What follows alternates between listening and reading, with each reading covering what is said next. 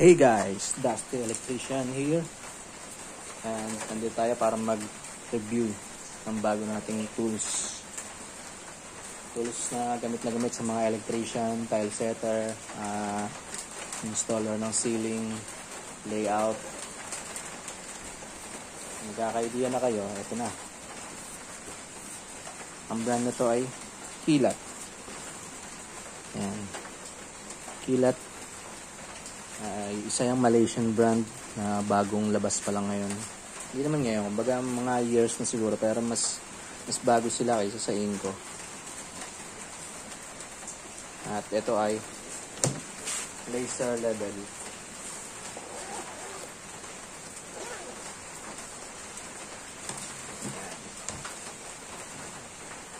Ang tsura ng kanyang bag. Ay, pass natin kasi ay malaman. So, ito yung unit. Ayan, lagay ng battery. And LCD yung indicator niya ng charge. Yung mga buttons yan, yung mga configuration. At may laser dito, at laser sa ilalim. Ayan yung unit. And ito, jack stand. Ayan, mataas yung ganyan. Para i-adjust mo lang pinatong lang. And ito pa isa niya stand na tri-point ba tayo? Hindi lang tripod eh, pero ganyan halos rin na ganyan stand din siya. And battery pack, another battery pack, charger, at meron siyang remote. Pero kung hindi mo kailangan lapitan na yung unit para kontrolin. At last, favorite kong stand niya. Maraming adjust to mga klase. Ayan, nabibiling mo rin siya dyan. Hindi mo na kailangan i-focus yung unit. Hit mo lang dito, ma-adjust na siya. Ito, lumalayo, lumalapit. Kaya ito tinihit. Ito naman yung height. Kaya tinihit mo, mataas baba yan. At sa nito, kung wall ang mga pag-installan mo, ang pag-ginyara, may mga concrete wall siya paikot at kailangan mo siya yung mounting ng mataas. Ito lang ang solusyon. So, tox mo lang yan sa concrete wall o sa plywood na wall, i-screw mo sa kahoy. Tapos, ito, dalawang neodymium magnet. Furnace yan dyan, walang kagalaw-galaw. Kaya pagka kailangan mo siyang mounting ng pataas, tox mo lang to sa concrete wall o sa kahoy, i-screw mo, direct mounting na. Or kung kunyari mga beam, mga trusses gagamitan mo, direct mo na to ng tikit dun sa mga bakal na favorite ng stand nya. Meron pa tayong stand yun, tripod standing nito, pero gagamit ko rin siya sa ilaw. Kasi tripod talaga ito yung ilaw. Pero dahil same sila ng screen, chips na pareho. Share ko lang din itong ating work light natin na ang brand ay Aurashare. Excellent sa price at quality. Yung LED niya malalakas. Sample natin ng light na full white. Yan. Full white, tapos warm white, tapos daylight. Yan, daylight. And strobe. Yan. So, ito ay 10,000 mAh ang kanyang battery or 32 Wh. Tapos size, yan, 230, 170 by 35, 55 mm. Charger niya type C. Medyo may kabigatan, pero gamit na gamit, tagal malobat.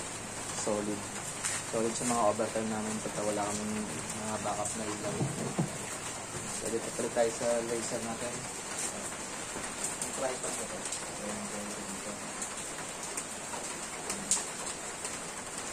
Parehas sila ng screen. Okay, ganito sila yung tripod na ito. Ang taas na mga tripod na ito. lang pagka masyadong mataas na. Pag maaming din sa lugar, medyo relative pang ilaw lang doon. Hindi mo yung maaanak ng makapila ng mga kapatid na mga stand. Ayan. Kasi yun, tapos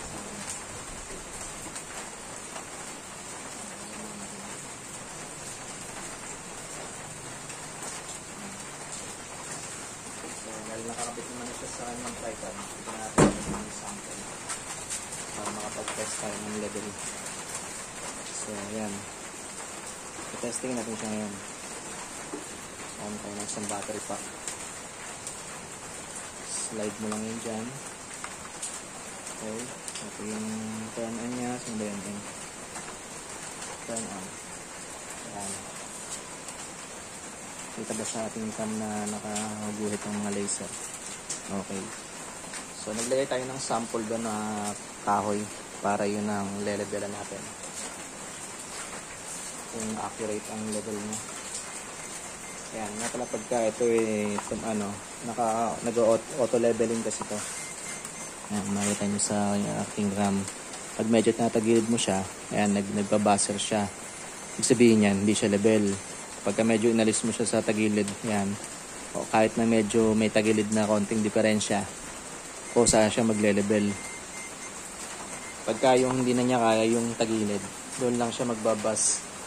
Kaya tulad ng ibang laser level, may kailangan ka pang tingnan point dito sa ibabaw para makita mo kung accurate yung level niya. Ito, auto level na. Hindi mo na kailangan tingnan doon sa mga level action na mga ganun. Kasi ito, yan, nakita mo indicator niya. Ito naman, pag pinindot mo, dadami yung laser niyan. Kaso isang side lang kasi nakikita natin dito sa ating cam. Kaya yun lang ang maipapakita kong side. 12 way ang tawag dyan sa laser niya. Yung sumunod dito, 16 way. Yun yung may laser na sa ibabaw. Ito, 12 way lang to. Kasi gamit lang ng mga tile setter at ng mga ceiling installer yung merong laser sa ibabaw. Sa electrical, hindi ko nagamit yun. Pinang-layout ko lang naman ito ng mga utility box at layout ng pin light ng eskwelahan. So dyan muna tayo sa pagka-test ng level niya kung accurate ang level niya, no? So yun ang testingan natin ng level. Cross natin yan dyan. Yan.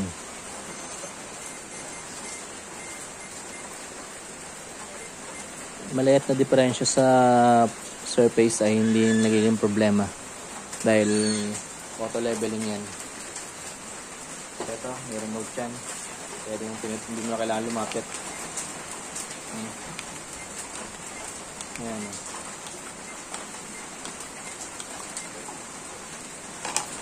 Layo din na naabot ng remote niya. So, may level bar tayo dito from Behrendt. Accurate yung level na to. Meron lang accuracy under normal use. Ayan, meron siyang nakalagay dito na 0.5 mm at 29 degrees. 0.29 degrees. So, test natin yung palakad.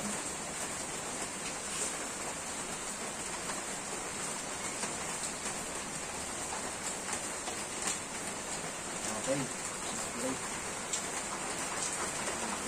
Accurate.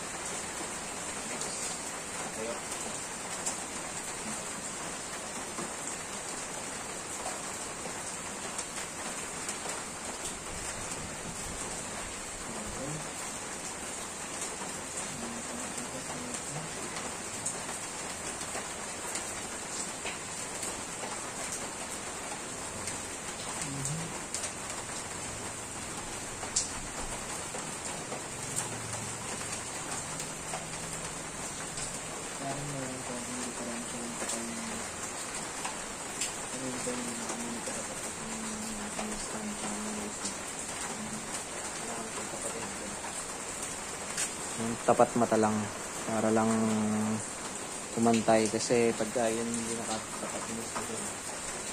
Pagkain natin kasi may kanang sira. Kansya-kansya yung tablets natin. Ito yung director na kailangan na kumantay.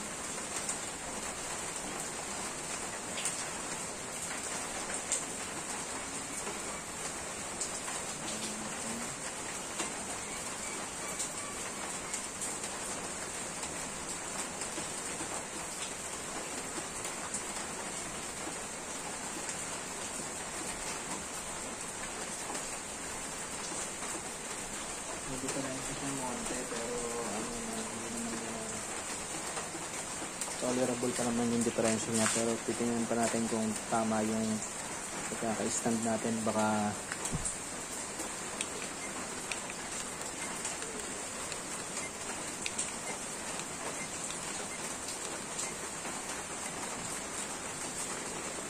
so itong kabila ang gamitin natin,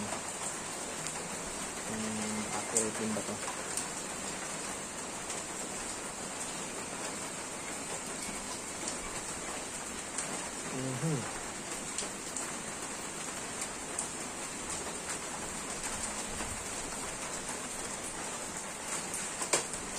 Parang tagilid kong isang ito. So ito ang pantay sa kanya ng window.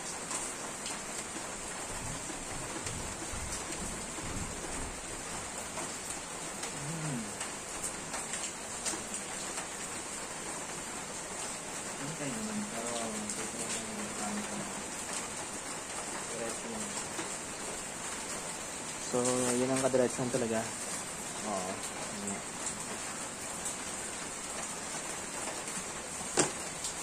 So, yan.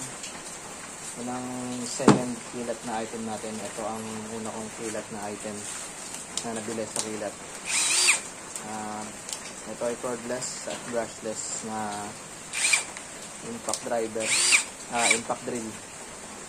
May hammer din to, pero hindi ko na ipapakita. Forward, reverse, at 2-speed ang gear. May hammer, may torque. Yan torque, papakita natin ang torque niya. Torque. Tapos may battery indicator. Yan, makita nyo, 2 bar na lang, 3 bar yun. Yan yung battery, matagal din bago malobat. Ito yung hindi ko na mabilang kung ilang beses na nabagsak. At nasira na din na isang beses itong shock niya, pero na-repair ko pa to. Hindi na ako nagpalit. Pero ang bala natin ay Inco. So, tapos natin dito sa kaliwa itong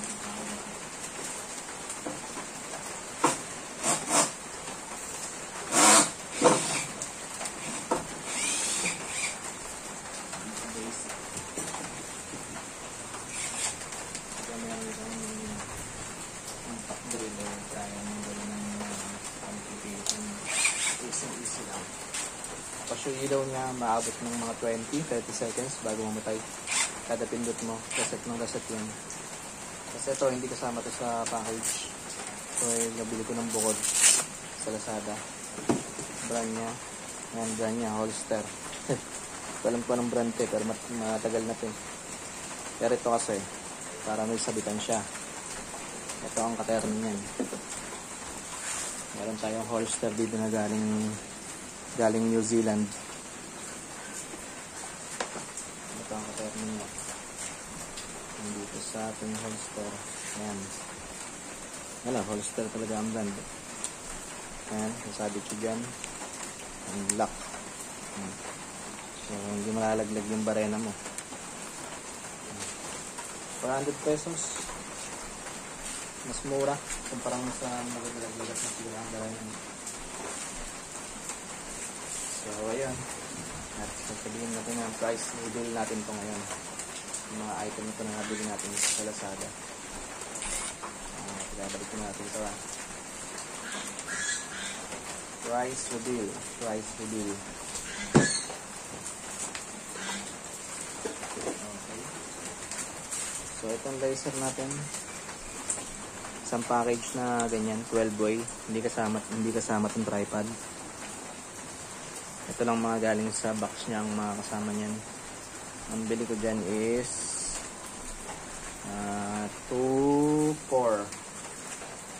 sa 2.5 na kasama shipping fee at kung ano-ano pang preche.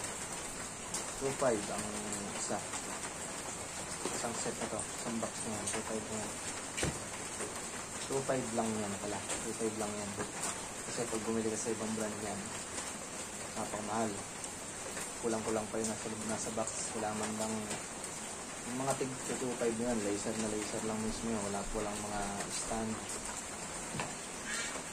mga accessories. Ito, remote pa. Ayan, mayroon pa siyang itong jack stand niya. Nanta-tiles ka. Tapos iangat mo lang siya ng bagya. Ayan. Kailangan mo ito. Para hindi ko nasa pinagsakan ng kung ano. Current light, itong tatlong pa na ito.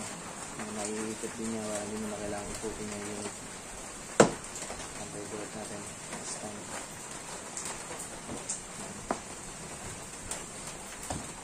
Yung package. Easy mag layout ng pin light. Hindi ka mahirapang mag-squala. Hindi mo na kailangan mag-akit baba.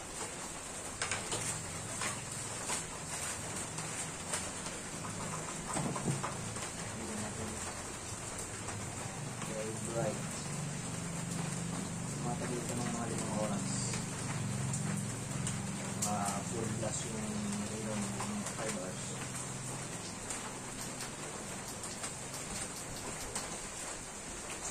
Meron din tayong solar light dito, battery operated. Ayan. Medyo ano na, 2 bar. Hindi puti lang ang ilaw nito pero ito solar naman to.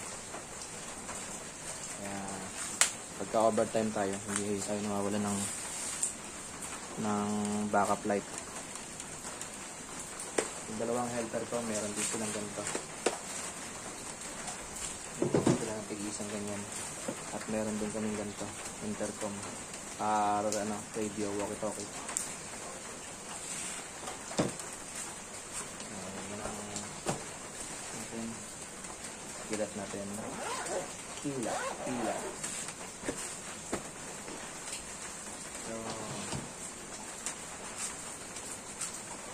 ating cordless. At meron tayo sa unit dito dahil nandito na rin yung sama natin ang unboxing. Tayo naman yung lang nagpila dahil mahal pagka sa Inco. Pero nung unang umpisa pala, Inco talaga ang gamit natin. Ay medyo nagtaas na sila ng presyo. Di pa tayo, tayo ng ibang good brand. Tulad nito. Sa Inco ako nagsimula.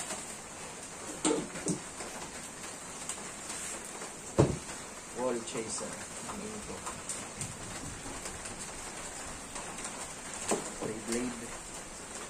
Isang tabas mo lang. Kasya medyo natubo. Mas malab na wala nang mas dadali pa.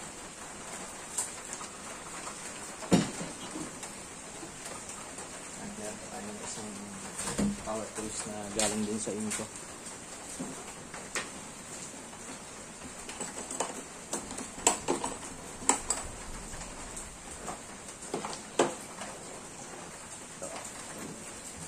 Ating rotary hammer.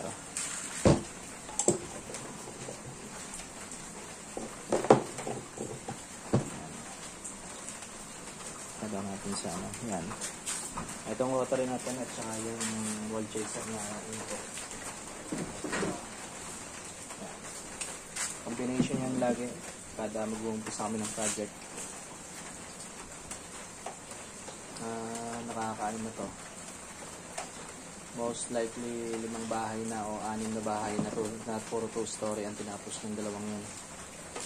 Lang, mas gamit ito kaysa dito. Kasi kung minsan, kapag maigsi lang at yung hindi abot nito, ginagrinder ko na lang at ito na ang pagtutuloy. Kahit pati grinder natin at mga electric drill, puputin ko tayo. So, naka-convert lang ta pero grinder ko ng Inco. Ayan. Inco.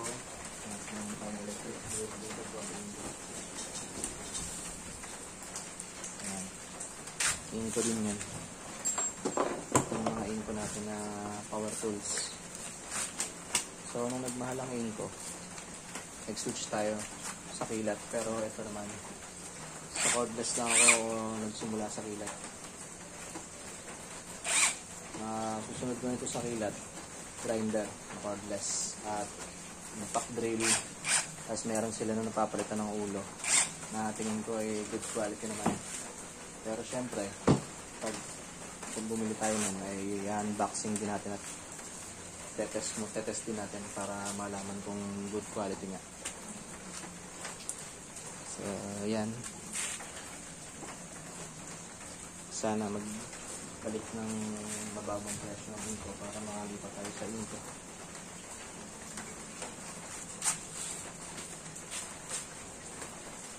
Dito natin at masyadong makalat. Ito nga pala, pakita ko lang. Ito yung nabibili na pinapang-convert. Multi-tool. From grinder, magiging ano siya, multi-tool. Ayan. Yung gumaganon-ganon yung talim niyan eh. Ito, gamit na gamit ko din. Para yung mag-aano ka ng tubig ng mga pipes. Nalatag ng pipe sa utility box. Ang ginagawa ko is sinasagad ko siya hanggang nakatukol dun sa loob ng utility box para kahit na hindi matakpan o kahit na sadyain na pakialaman, hindi nila mababarahan yung mga tubo namin. Ngayon, kapag kailangan ko nang buksan yung mga tubo, kailangan ko nang putulin, ito ang solusyon na napakabilis putulin ng tubo. Kahit Neltex pa yan, mas pabor to pagka Neltex ang tubo mo. Napakabilis nyung lalagariin yung tubong Neltex. At marami pang ibang purpose. Meron itong sander, meron siya ibang klase pang bala na pang ano naman, na may diamond. Yan.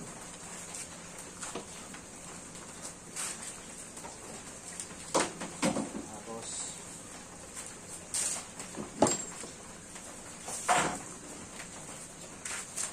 ito nga palang kilat natin na cordless.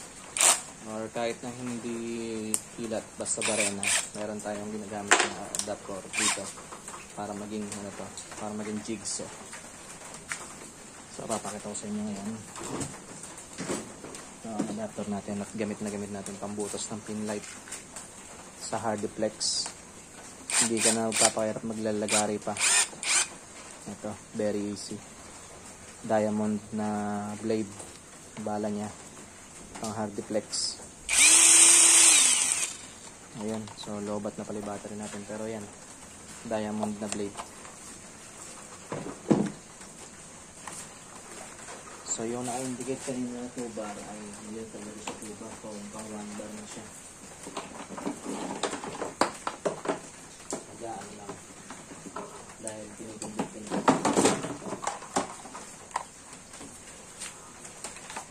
Charge tayo.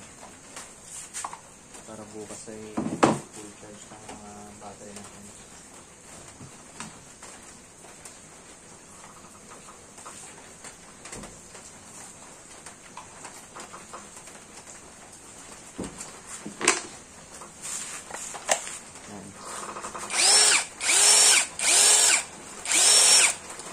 Wala nang mas dadali pa kaysa maglalagari ka, magpipitinas ng Hardiplex.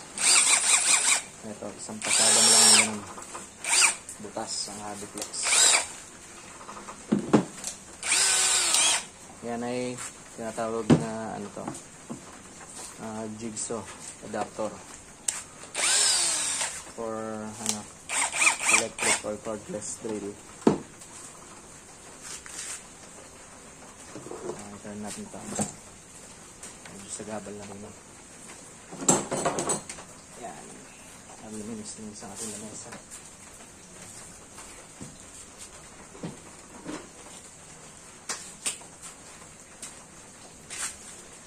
So, ngayon lang. Ay, may unboxing na ba tayo. So, gamit ko. Mga Inco. Pliers. Wire stripper and cutter. So, at dalawa ang pamukil ko ng PVC. So, yun ko din to. Mayroon mga isa. Bago, Pildex. Hindi ko ganang kilala tong Pildex. Yung maganda. Pero sa itsura ng bahay ng mas dirty dito kaysa dito. Pero ito matagal na ito. Nakakatatlong project na ito. Bali, 4 na pala. Ito, ito. Isa pa lang. Bali, pangalawa ko lang tinatapos ito. So, ito yung in-order natin na ito. para din sa project natin. Akin pinulang ng breaker. Itong mga breaker natin.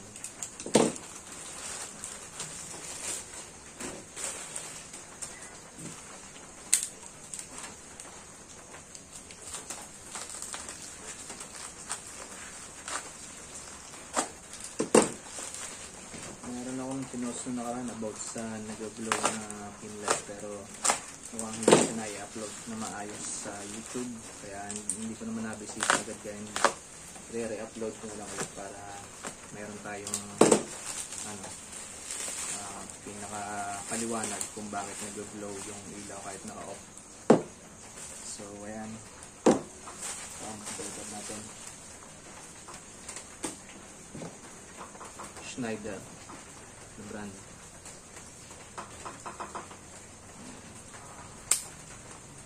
Miniature, non-reversible na Schneider. So puro ganito ang mga gamit natin sa ating project. Picture tayo dito ng project natin.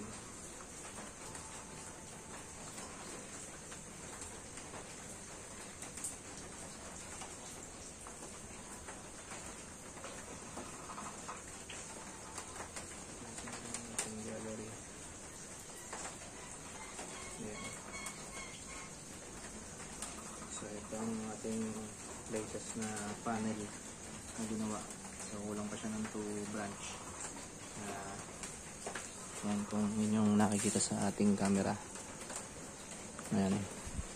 Yan yung latest na ginawa natin na naka RCCB na breaker. Ayan. So yan, kulang pa nitong dalawa. Bukas ma-install ko to at ma-update ko yung final ng ating panel. Miniature. Ito yung naalis ko itong dalawang paa na to kasi naka solo main na enclosure.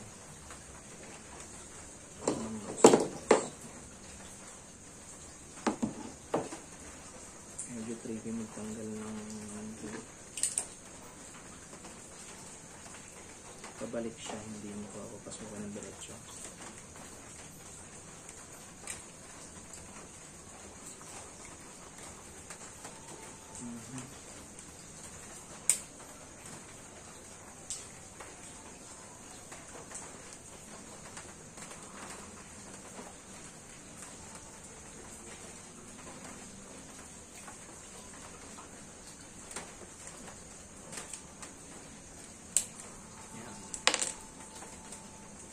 Hindi natin kailangan na yung lock na yan kasi yung mga ganitong lock para dun sa mga hindi ko alam kung ano ang pinakasaktong tawag dun sa mga panel na yun, pero yun yung walang transparent ang mga cover sa harap na yan. Hindi ko alam kung anong klaseng panel yung mga ganun, pero ang gamit ko talaga yung metal enclosure siya.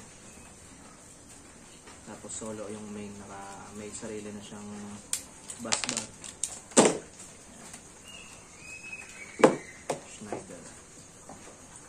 So ito, subukan na to. Brand to. Kaya stick ako dito sa mga project na ganito ginagamit ng breaker. Schneider. Katapat siya ng mga GE. Dito may GE din pero madalang ako makakita. Tingin ko mas mahal. Pero hindi rin no sure. Kasi itong Schneider merong pang residential, may pang industrial. Kaya yung pang residential ang ginamit mo, mas makakamura ka. So, yun na. Hanggang dyan lang muna tayo. At ng gabi na rin, makapagpahinga muna. Okay.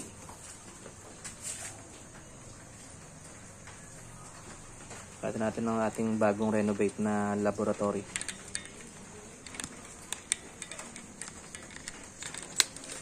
Medyo na pa-renovate tayo dahil November 1 ngayon. Medyo nagkalikot tayo dito. Ito nga pala mga bag na dala natin sa site. Ayan. Toolbox. Yan ang mga laman yan. Nilabas ko lang para testingin yung ginawa natin sabitan. Pang picture purpose only. Pero yan dala ko talaga lagi yan. Ayan. May generator tayo dyan na hindi pa natin naayos. ito, mga iba pa natin power tools, dalawang jigsaw, isang sander, ayan, heat gun, at isang tacker, electric tacker. Ito gamit natin mas kapag nagtatabas tayo ng wall chaser, ng pa-wall chaser. Ayun pa pala, isa nating referent na hindi pa natin nakakalikot, compressor. So ito yung updated na inimbento natin ngayong araw lang. Double wall siya, hindi siya plywood or kahoy. May kahoy to sa loob pero hindi fully kahoy yun kasi ito panel to yung ginagamit sa mga ceiling sa industrial. Parang gypsum board pero ano siya, parang pa-tiles. Tapos nag-ilaw tayo dyan na nasa loob yung splicing. Tapos dito connect tayo ng outlet para yung outlet natin ay nandun. Yan, kahit saan mo magawi yung saksakan ni Ubra. Ito yung tinatayo natin ng phone. Kaya medyo ano na tayo sa ating mga video nakakabili din tayo ng stand yan. Yan, yung mga power tools nakakabili pero stand di makabili. Ay, hindi pala pwede itong tapon. Sisingilin ko nga pala to. Okay. Let's go.